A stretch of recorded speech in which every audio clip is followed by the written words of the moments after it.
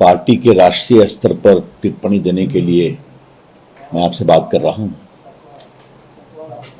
आपको मालूम है कि मेघालय में गारो हिल्स है, वहां पर बहुत ही हंगामा, दंगे की स्थिति है।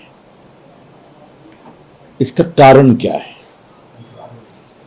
आपकी जानकारी के लिए कि बांग्लादेशी घुसपैठी वहां बड़ी संख्या में आए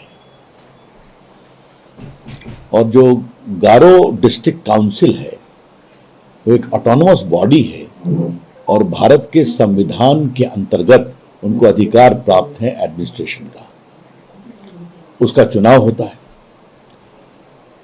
तो चुनाव में सिर्फ जो आदिवासी हैं सर्टिफाइड, जिनका सर्टिफिकेट है, वो इलेक्शन लड़ते हैं। तो बंगाल और झारखंड की तर्ज पर ये घुसपैठियों ने वहां पर, बांग्लादेश या मुस्लिम घुसपैठियों ने एक नया रास्ता अपनाया है कि वो स्थानीय आदिवासी बेटियों से शादी कर लेते हैं और बाद में डाइवोर्स कर देते हैं या अलग हो जाते हैं और उसके बिना पर वो सर्टिफिकेट लेकर के लड़ने आते हैं। ये पूरा जो मामला बढ़ा वो उसका कारण ये था कि फुलवाड़ी के एक पूर्व विधायक थे इस्तामुर मोमिन, जो अब टीएमसी के, उन्होंने जीएचएडीसी में पारित प्रस्ताव के बावजूद गारो हिल्स ऑटोनोमस डिस्ट्रिक्ट काउंसिल के लिए 9 मार्च को डिप्टी कमिश्नर के कार्यालय में अपना नामांकन दाखिल किया। लोगों ने कहा तो ट्राइबल है नहीं, इस पर विरोध हुआ। इनके लोगों ने पूरा हमला किया और उस राइट में 2 लोग मारे गए। अभी स्थिति बहुत तनावपूर्ण है। हम मेघालय के गारो हिल्स में गैर जनजातीय षड्यंत्र के द्वारा जनजातियों के अधिकार छीनने की बहुत निंदा करते हैं। The BJP outrightly condemns the conversion, misuse and exploitation of the rights of the tribals in the Garo Hills of Meghalaya, who have got constitutional right to administer their affairs. और उसी के लिए गारो ऑटोनोमस काउंसिल है।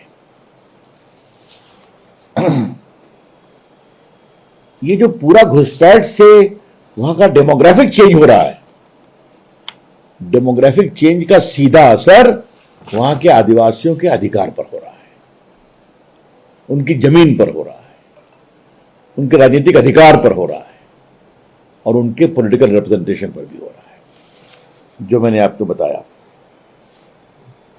और आपको मैं बता दूं कि जो चिबिनांग गारो की पहाड़ियां हैं,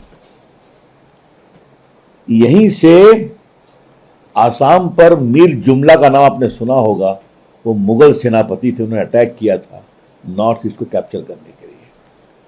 it's a very sensitive area, Bangladesh के बिल्कुल बॉर्डर पे है। उन इलाकों में गया हुआ हूं। तो अभी स्थगित कर दिया गया है चुनाव को भी, परीक्षा को भी, लेकिन बहुत तनावपूर्ण स्थिति बनी हुई है। हम पुनः स्पष्ट करना चाहते हैं कि बीजेपी मेघालय के गारो हिल्स के आदिवासियों के हितों के साथ खड़ी है और खड़ी रहेगी। बीजेपी गारो हिल्स के आदिवासियों के अधिकारों की रक्षा को छीनने के हर प्रयास का विरोध करेगी।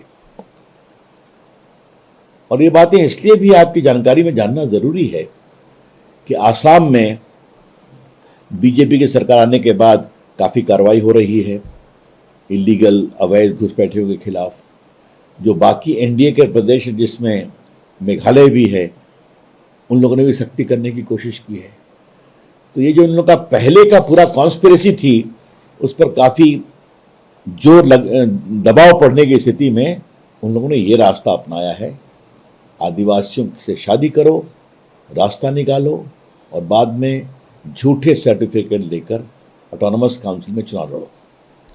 तो बिल्कुल गैर कानूनी है, असंवैधानिक है, ट्राइबल हितों का हनन है। इसलिए उसका हम बहुत ही विरोध करते हैं। ये विषय बहुत ही गंभीर था, इसको नेशनल मेन स्ट्रीम में लाना जरूरी था। आप देख रहे हैं कि स्थिति तनावपूर्ण बनी हुई है, मुख्यमंत्री स्वयं भी गए थे, लेकिन इस विषय का पूरा अध्ययन करने के बाद आज आपसे बात कर रहा हूं। मैं पार्टी में नहीं प्रेस कर पाया क्योंकि मुझे अपने चुनाव क्षेत्र में जाना है प्लेन पकड़ने के लिए, लेकिन फिर भी आपको यहां बुलाया, आप आए, आपका बहुत बहुत धन्यवाद। हम फिर स्पष्ट करना चाहेंगे, बीजेपी मेघालय के गारो हिल्स के अपने सारे आदिवासी भाई बहनों के साथ खड़ी है और उनके हितों की सुरक्षा के लिए हमेशा आवाज उठाएगी, और जो गलत तरीके से उनके अधिकारों को छीनने की कोशिश करेंगे, अवैध मुस्लिम घुसपैठिए जो बगल के बांग्लादेश से आकर के वहां पर चुनाव लड़कर के ऑटोनमस काउंसिल में घुसने की कोशिश कर रहे हैं, इसका हम बहुत बहुत विरोध करते हैं और बहुत भर्त्सना करते हैं। इस पर एनी कोई और क्वेश्चन इस पर बताइए।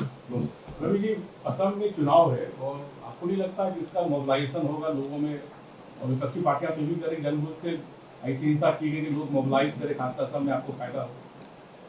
ये सवाल बड़ा बेबुनियाद है ना। हमने तो कहा था कि आप मुस्लिम होकर के आदिवासी का सर्टिफिकेट लेकर नॉमिनेशन फाइल करो, तो मैंने पहले ही बताया वो टीएमसी के पहले विधायक रहे हैं। उन्होंने जाकर के, मैं उनका नाम फिर रिपीट करता हूं, उनका नाम है पूर्व विधायक एस्तामुर मोनिमिन, और जब इनको देखा वहां नॉमिनेशन करते हुए तो आदिवासी भड़क गए, उन्होंने विरोध किया कि तो ट्राइबल है ही नहीं है, तो हिंसा वहां से पड़ती है। तो हिंसा कौन करवा रहा है इसका कारण मैंने आपको बता दिया। और वैसे भी वोट बैंक के लिए, चाहे वो टीएमसी हो या कांग्रेस पार्टी हो या वामपंथी पार्टियां हो, ये क्या करती हैं आपसे छुपा नहीं है।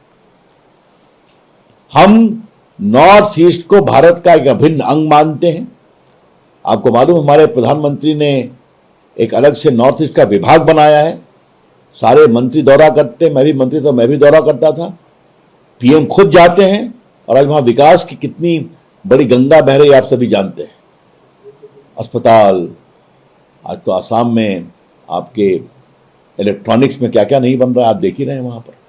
तो ऐसी परिस्थिति में हम नॉर्थ ईस्ट में शांति भंग होने और आदिवासियों के राइट को छीनने के बांग्लादेश घुसपैठियों के किसी भी षड्यंत्र का बहुत जबरदस्त विरोध करेंगे। Any other question on this? जी, हमने भी देखा है यूपी में एक लोकल समाजवादी पार्टी के नेता के घर से 55-60 निकला है गैस का सिलेंडर। देखिए, कल माननीय हरदीप पुरी जी ने बहुत विस्तार से इस विषय को रखा है। उनका स्टेटमेंट आपने सुना है, थोड़ा मैं इसको दूसरे एंगल से रखना चाहूंगा। काश राहुल गांधी सुनते, वो तो सुनते हैं नहीं।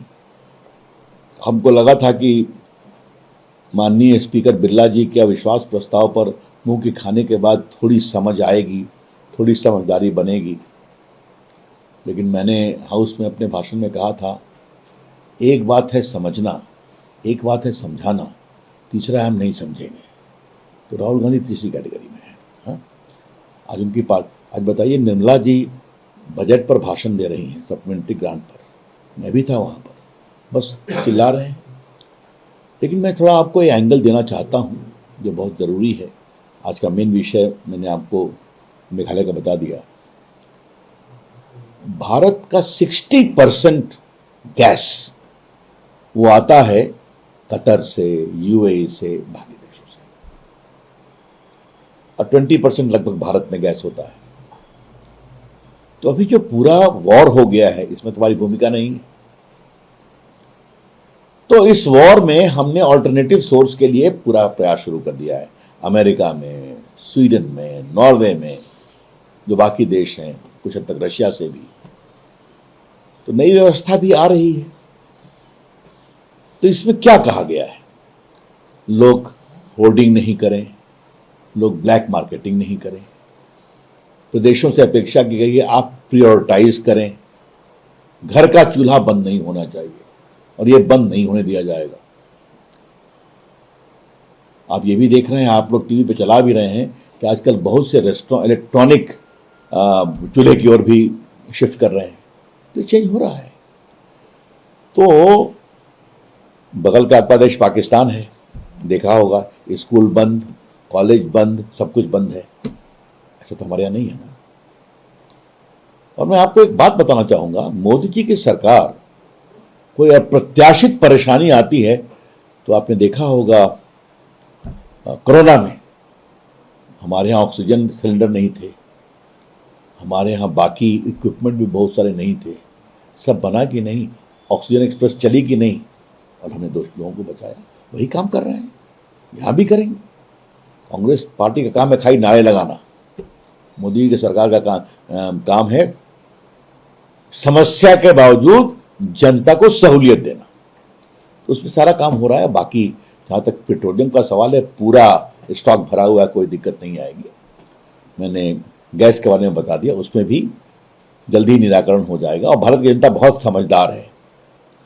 और मैं एक बात कहूंगा, अगर समाजवादी पार्टी के नेता के यहां से 50-60 गैस का सिलेंडर निकल रहा है तो मैं विपक्षी पार्टियों से एक अपील जरूर करूंगा, अपने राजनीतिक हितों के लिए जनता को परेशान न करें और गैस सिलेंडर की ब्लैक मार्केटिंग न करें और करवाएं।